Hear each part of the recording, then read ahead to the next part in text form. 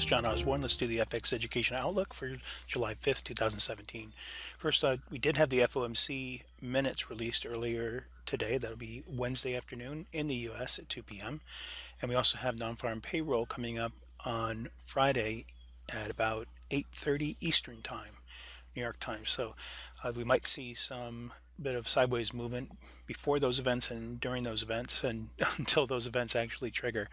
Now that the FOMC has passed, we might have seen a little bit of sluggishness before. We'll be looking at that in some of our markets today.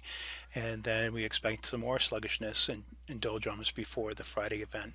So watch for that coming up. Start with the pound yen. You can see that we slowed down a little bit as we are nearing this previous pivot. Not surprising, especially with the US holiday that we had on Tuesday.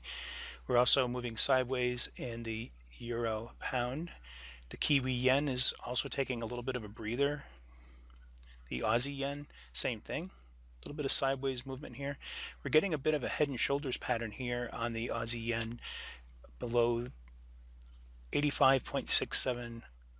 So watch for a potential move lower on a break of this head and shoulders pattern. It's not exactly as precise as I'd like to see, but it's rarely that way anyways with head and shoulder patterns.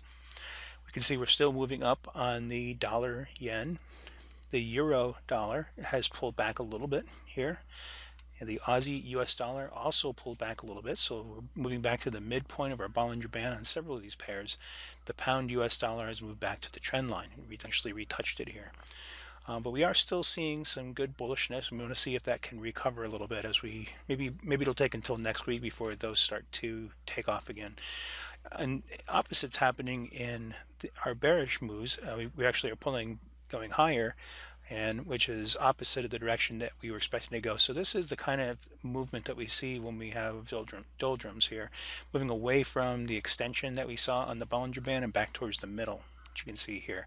So that's the case with the dollar Swissy, and not to such an extent with the dollar loonie.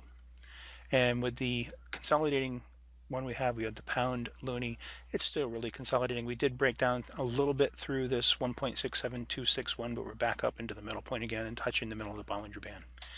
And that'll do it for today. Keep an eye on those pending doldrums as the Friday morning news approaches. And remember, you can subscribe by clicking on my photo in the upper right, and you can look at the previous videos by clicking on the video in the upper left. Until next time, have a great rest of your day.